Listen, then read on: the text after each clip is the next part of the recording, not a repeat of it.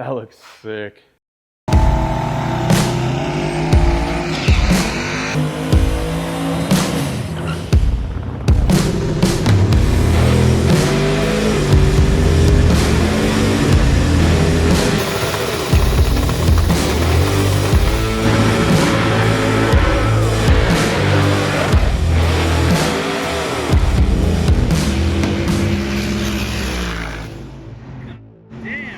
All right, we're back on the S10, trying to fit the tires up in the bed, and I got George with me this time. Yep. George hasn't been on the channel for quite a while.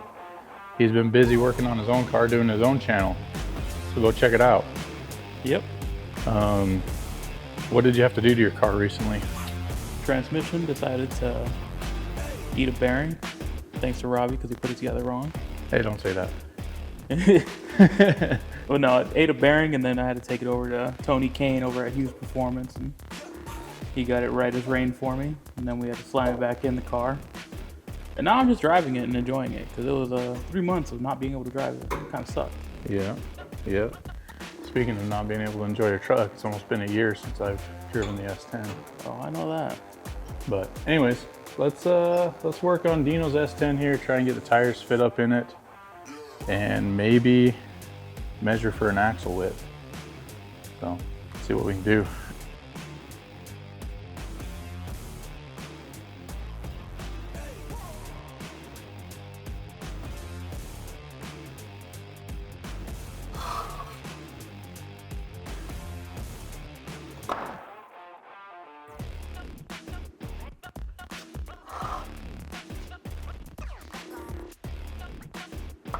The old Camaro, it seems like the Camaro's not getting any love on the channel, but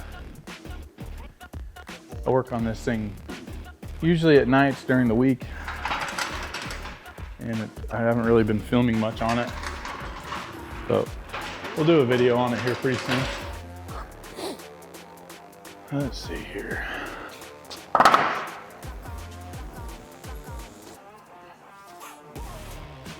Damn, those are big. Yep. They are.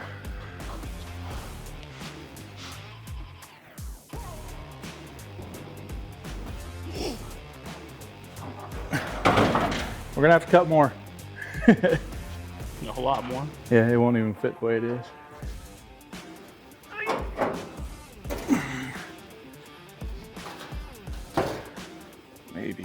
Maybe it just won't twist. Nope. Oh, good golly.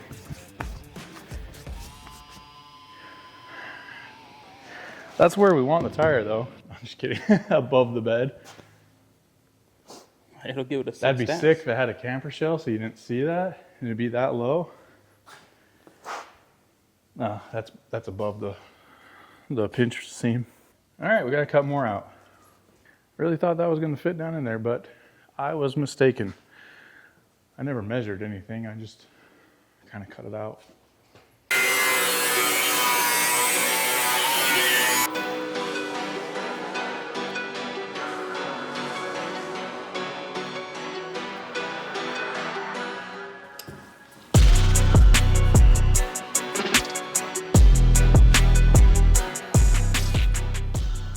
Yeah, you got a good amount of clearance there now. We might trim a little bit more for the tire to grow and, like you said, the suspension to cycle, but yeah.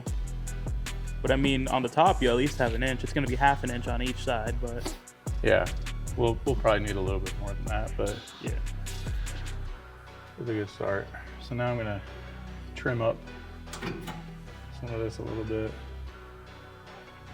Try and get the tire as far to the bedside as we can while being tucked up in it. So this inner panel will have to get trimmed. Yeah, so we'll trim this inner panel too, a little bit more. But we'll get, I just gotta knock this little corner off right here on each end. That way we can get it flipped over again and tire up in here and kind of trace the circumference of the tire onto here. And then probably add an inch to it and then trim that, get a tire where we want it, get both tires where we want them, and then measure from backing, or measure from wheel mounting surface to wheel mounting surface between the two, and that will give us our axle width that we need to order. It's not going to be a very long axle. Well, if you think, if we probably will be narrower than this. Oh yeah. Because we're going to be up in the bedside instead. So like say right there, give or take, maybe a little bit less. I think the frame rails, after just doing some quick math in my head, the frame rails are going to be like 20 something inches wide. And the 4-link brackets are probably going to encroach onto the center section a little bit.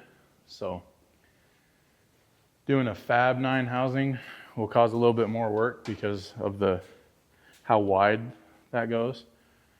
So I'll probably end up just doing a standard 9-inch housing, like the old original style one. But I'm pretty sure Quick Performance can internal gusset and do all that kind of stuff to it to make it strong. So plus it's not going to be making a whole lot of horsepower. It's mostly for show, not go. Gives you a good idea. That looks sick. Gotta admit, that does look pretty hard. I don't know. I don't know if it can be that low. It could, if we trim that little bit of an inch off the inside of the bed rail, right here. If we trim this off, because we've got like an inch right there, and we'll want some room for suspension travel and tire growth, but so if we trimmed just this little lip, it'd give us just a little bit more. Because I know Dino, he's going to want this thing as low as possible. And that's looking pretty sick. Hey, don't mind the snacking over here. The Girl Scouts got us. Hey, we support good causes. So what are you marking up here? So basically, when the tire was up in here, I traced it where it was. That's his lower line. And I just kind of roughly added some to it. You know, I can only go so far, so I just added, ½ inch or so to it. So I'm going to trim that arch out so it's more cutting.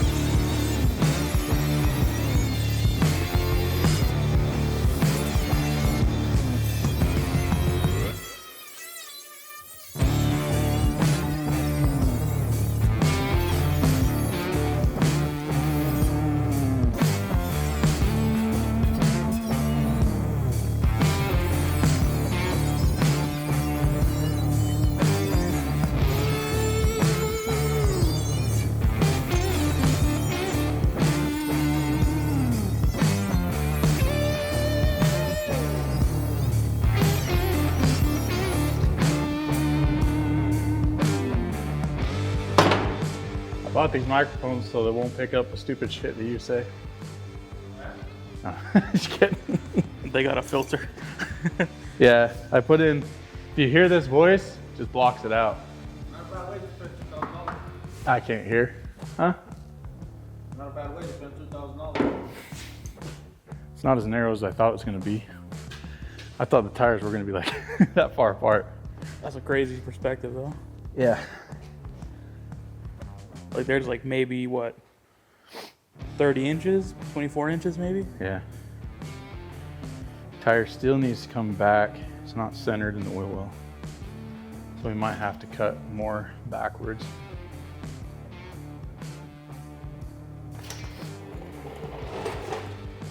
Let's see. Yeah.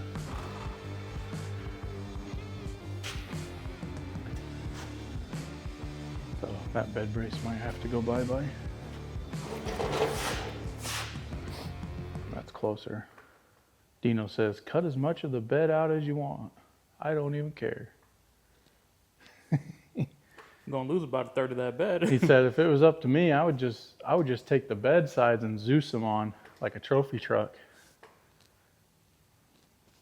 But no, this will be better. Try and still have some bed that's useful. Oh man, it's just a lot of test fitting and cutting and marking and cutting and marking and cutting. Let's eyeball it real quick. To me right there looks like it's probably centered. Maybe just could go a hair to the back. It's hard to tell because this is higher than here, so you kind of can't look at the gap.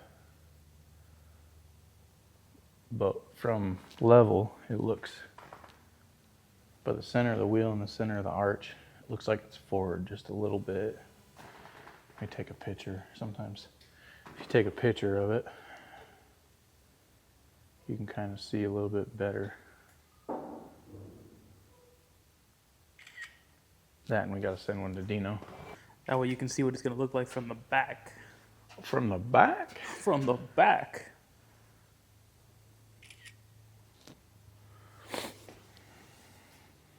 Damn, that thing looks crazy. So you're just making sure that gap for the tire between the outer skin and the tire is good, right? Yeah, just making sure there's room. It's not going to catch anything. It's even. And then kind of just, planning for sheet metal in the future that there's, because like I said, this is going to be probably like maxed out low, like suspension fully compressed. So make sure there's room for a piece of sheet metal to come in here and bridge that gap. So if I can fit my finger in here, I can fit a piece of sheet metal.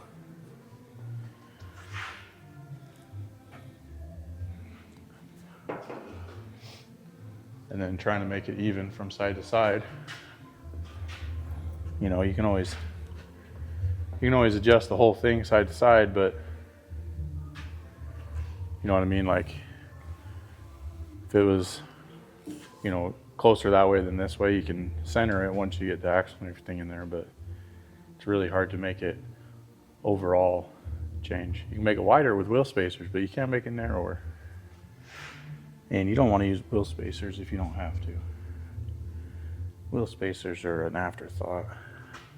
So is this technically the right way of doing it then? Setting it how you want from the beginning? Yes. If you're ever building a vehicle, a custom vehicle like this, you have to know what kind of suspension you're running. And you have to have the wheels and tires that you plan on using. If you don't have the wheels and tires that you plan on using, don't even try to start on it until you have them. Because you can plan and figure and measure and do math, and it never ends up perfect. Plus, if you set the suspension up for a certain size tire, put a smaller tire on it, you have to adjust the suspension to get the same ride height.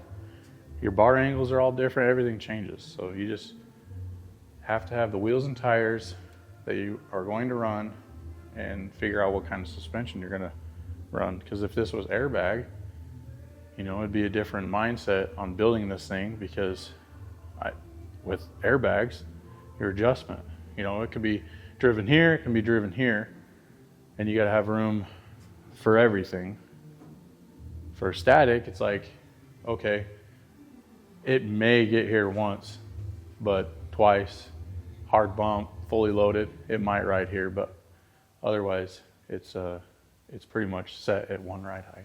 Just kind of rambling now, but I hope that made sense. If you're gonna build it right, so you don't have to keep messing with it. Yes. Yes. Just have the wheels and tires that you're going to run when you build a vehicle. Makes it easier, and also you can get it right. And if someone is building a vehicle for you and they say they can do it without the wheels and tires, and they'll just plan accordingly afterwards, take it somewhere else. The other thing you need to figure out is, like, you gotta make sure the tires aren't obviously leaning one way or another. Oh, we're not putting in IRS on this, and We're not Cambering static. Yeah, cambering it.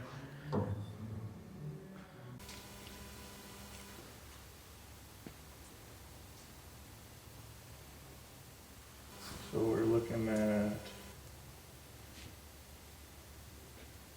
34 and 7/8. 34 and 15/16.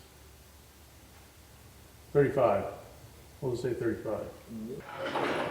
When is it our turn to lay down? We got the axle measurement for the S10, so we can order that.